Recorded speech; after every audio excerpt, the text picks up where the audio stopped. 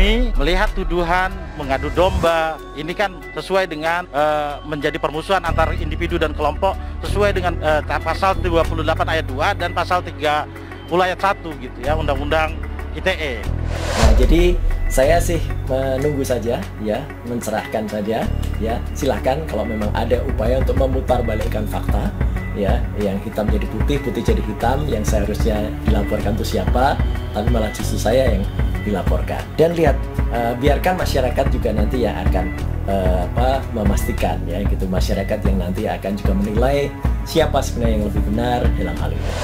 Roy Suryo lempar bumerang bakal dilaporkan balik GP Ansor, ditulis oleh X Hardy dari suar.com. Sebelum kita lanjut, jangan lupa subscribe dan nyalakan loncengnya agar Anda menjadi yang pertama mendapatkan informasi dari jurnal terupdate.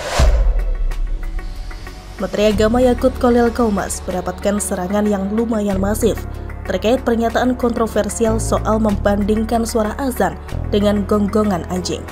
Saya tidak akan membahas apakah pernyataan ini salah atau benar.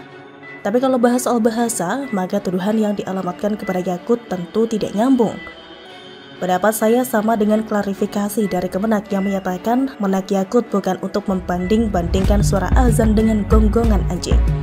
Yakut mengatakan dalam hidup di masyarakat yang plural diperlukan toleransi. Karena itu perlu pedoman bersama agar kehidupan harmoni tetap terawat dengan baik. Termasuk tentang pengaturan kebisingan pengeras suara apapun yang bisa membuat tidak nyaman. Dalam penjelasan itu, Gus Menteri memberikan contoh sederhana, tidak dalam konteks membandingkan satu dengan lain. Maka beliau menyebut kata misal.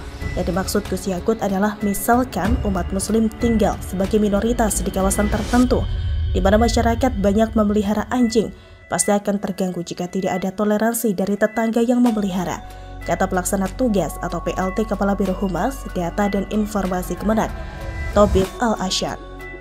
Jadi Menak mencontohkan suara yang terlalu keras apalagi muncul secara bersamaan justru bisa menimbulkan kebisingan dan dapat mengganggu masyarakat sekitar. Karena itu perlu ada pedoman penggunaan pengeras suara. Perlu ada toleransi agar keharmonisan dalam bermasyarakat dapat terjaga, kata dia. Jadi, dilihat dari sisi manapun, Yakut sama sekali tidak bermaksud membandingkan. Hanya saja ucapan Yakut dicocok-cocokkan sehingga jadi polemik.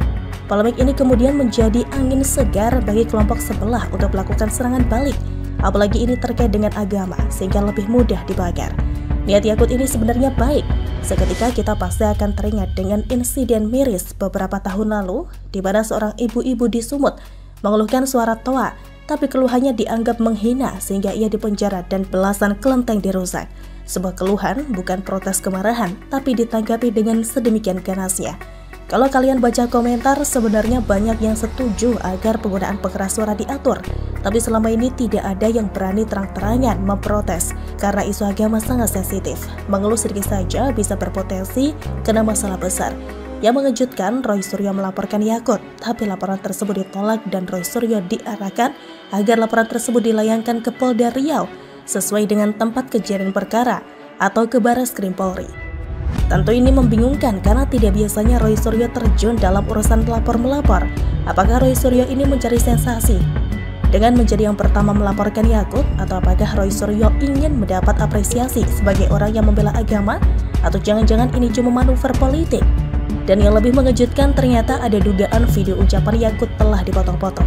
Ini terlihat dari rencana LBH pimpinan pusat GP Ansor akan melaporkan balik Roy Suryo ke polisi.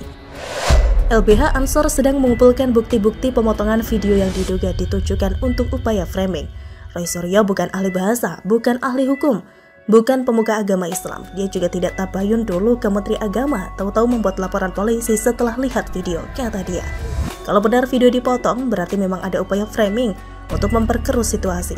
Bisa jadi ada yang ingin agar kasus Ahok terulang lagi. Kasus Ahok juga berawal dari video yang diedit lalu diberi caption provokatif, kemudian digoreng hingga gaduh lewat demo berjilid-jilid.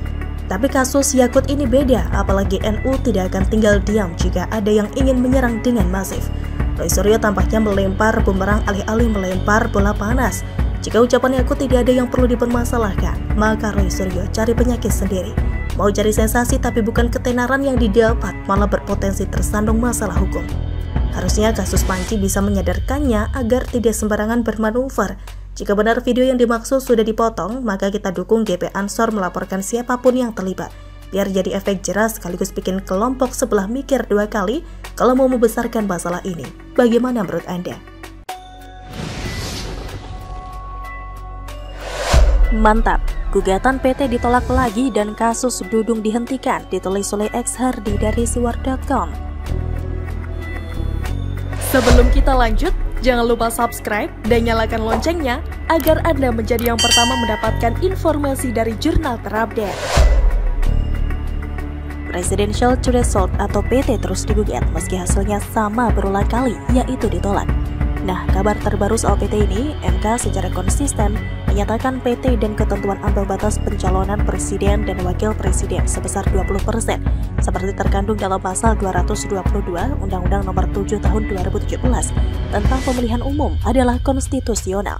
Berdasarkan syarat perolehan suara atau kursi, partai politik di DPR dengan presentasi tertentu untuk dapat mengusulkan pasangan calon presiden dan wakil presiden sebagaimana ketentuan norma pasal 222 Undang-Undang Nomor 7 Tahun 2017 adalah konstitusional, kata Hakim MK Manahan MP Sitompul.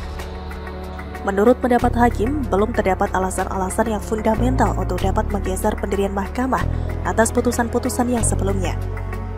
Sebelumnya, gugatan PT sudah ditolak sebanyak 13 kali. MK melalui putusan sebelumnya telah menyatakan bahwa PT tidak hanya dimaksudkan untuk mendapatkan pasangan capres dan cawapres dengan legitimasi yang kuat dari rakyat, tapi juga untuk mewujudkan sistem presidensial yang efektif berbasis dukungan dari DPR. Di sisi lain, Ketua Hakim MK Anwar Usman menyatakan para pemohon tidak memiliki kedudukan hukum untuk mengajukan permohonan equal. Oleh karena itu, pokok permohonan dari para pemohon tidak dipertimbangkan. Logika ini sebenarnya mudah dipahami kalau sebelumnya PT ditolak 13 kali. Atas dasar apa MK akan mengabulkan gugatan? Tentu saja ini akan kontradiktif dan mendiskreditkan belasan penolakan sebelumnya. Bukan masalah diterima atau ditolaknya gugatan, tapi ini terkait dengan nafsu politik yang terlalu besar, tapi dihalangi oleh PT ini. Ada yang bernafsu berkuasa tapi terhalang, makanya tembok PT ini dianggap mengganggu dan harus diruntuhkan. Mereka bukan gigih berjuang demi demokrasi seperti yang mereka katakan, tapi lebih kepada perjuangan untuk mencapai ambisi politik. Demokrasi atau memberi peluang kepada putra-putri terbaik bangsa untuk memimpin hanyalah kedok yang mereka gunakan untuk menutupi nafsu politik mereka yang sebenarnya. Dan ini tidak berakhir sampai di sini. Kabarnya DPR RI juga mau uji materi PT ini ke MK. Tampaknya masih belum menyerah, ibarat di depan ada tembok tapi terus ditabrak. Mari kita ke kabar berikutnya. Sebelumnya, KSAD Dudung Abdurrahman dilaporkan terkait dugaan penistaan agama. Yang dipermasalahkan adalah ucapan Tuhan bukan orang Arab, dan kasus ini pun resmi dihentikan oleh Puspomat AD. Menurut Kapen Puspomat Agus, dari hasil penyelidikan yang dilakukan, tidak ditemukan unsur perbuatan tindak pidana seperti yang dilaporkan sebelumnya. Tim penyidik dari Puspomat sudah melakukan penyidikan mulai 9 sampai 22 Februari 2022 dengan mengundang pelapor, saksi dan memanggil ahli ITE dari Kemkominfo serta 2 ahli bahasa Indonesia dari Universitas Indonesia, juga ahli hukum pidana dari Universitas Erlangga Surabaya. Dan hasil keterangan yang diperoleh dari ahli hukum pidana, maka dapat disimpulkan pernyataan Jenderal TNI Dudung Abdurrahman dalam video yang dipublikasikan di podcast YouTube Deddy Corbuzier tidak memenuhi unsur subjektif dan objektif sebagaimana dimaksud pasal 156 KUHP, pasal 156A KUHP, pasal 14 dan pasal 15 Undang-Undang RI Nomor 1 Tahun 1946 tentang Peraturan Hukum Pidana. Ahli Bahasa Indonesia juga menyatakan pernyataan Dudung tidak bermakna mensejajarkan Tuhan dengan manusia atau makhluknya dan tidak mengandung muatan penodaan agama yang disangkakan pelapor Ahmad Syahrudin. Dari keterangan para ahli tersebut, Puspomat akhirnya memutuskan untuk menghentikan penyidikan kasus ini. Dan selesai.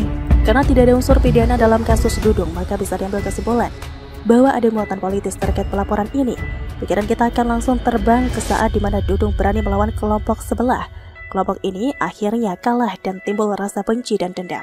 Maka jangan heran Dudung dicari-cari celah kesalahannya lalu dilaporkan dengan tujuan agar terjungkal. Dudung bisa jadi mau diahokkan, tapi untunglah gagal. Intinya 2 kabar ini cukup menggembirakan, tapi tidak demikian halnya dengan kelompok haus kekuasaan dan kelompok pembenci Dudung. Mereka pasti sedang dirundung kesedihan dan sakit hati yang mendalam. Bagaimana menurut Anda?